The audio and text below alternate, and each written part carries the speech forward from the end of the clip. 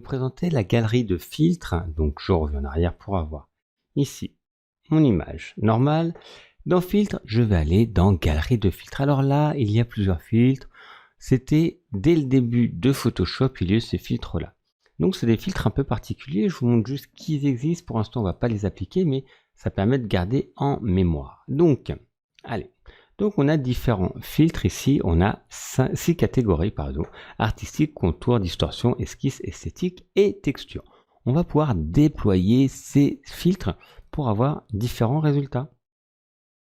Donc c'est plus ou moins long par rapport au calcul, et vous voyez, vous avez la possibilité, tout simplement, alors hop, je vais mettre ça à la corbeille pour en avoir que l'aquarelle, il y en avait un qui s'était attribué, et vous voyez, vous pouvez les superposer, hein, vous pourrez additionner les filtres si vous voulez, et vous voyez, ça crée des effets différents. Donc on a une petite prévisualisation, et à chaque fois, donc je vais assez rapidement quand même, à chaque fois vous avez la possibilité de paramétrer ces filtres, vous voyez, pour créer des effets. Donc après, il y en a des très basiques qui peuvent créer des effets intéressants, et vous pouvez augmenter plus ou moins ici. Vous voyez, par exemple, pour faire tout simplement simplicité, etc.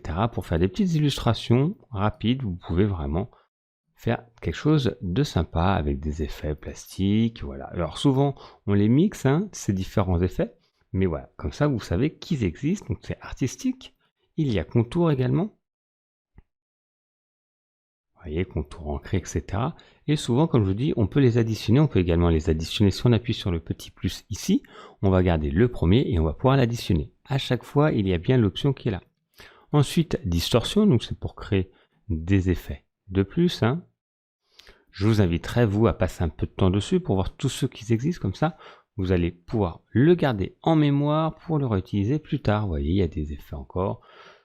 On reste encore 2 minutes pour vous expliquer tout ça. Ça crée vraiment des effets rapidement que vous pouvez faire. Ça, on l'utilise souvent pour faire un peu des effets pop art ou d'affiches. Hein. Si j'augmente la taille, vous allez voir, vous voyez, ça augmente des points. Vous voyez, ça peut être très sympa comme résultat. Donc, vieille photocopieuse, réticule, etc. Hop, esquisse, donc ça, contour lumineux si vous voulez rajouter des effets et des textures, des craquelures, des grains. Ici, vous allez pouvoir avoir également d'autres plaquages de textures, le patchwork, et ici le vitrail. Et pareil, vous pouvez changer le nombre ici de taille. Vous pouvez rajouter par exemple dans le patchwork, pareil, plus ou moins, vous voyez, des reliefs, plus ou moins de reliefs, un peu pour faire comme une mosaïque, hein, de salle de bain, etc. Et vous pouvez donc additionner. Là, je vous ai juste présenté, il faut que vous sachiez que ça existe. Passez un peu de temps pour regarder ce qu'il y a. On le mettra peut-être en pratique dans les ateliers, ça va dépendre, mais ça va pas être un atelier dédié à tous ces filtres. Sachez qu'ils existent et vous pourrez les utiliser vous, et vous comprendrez au fur et à mesure comment on va les utiliser. Allez-y, je vous laisse les découvrir tranquillement.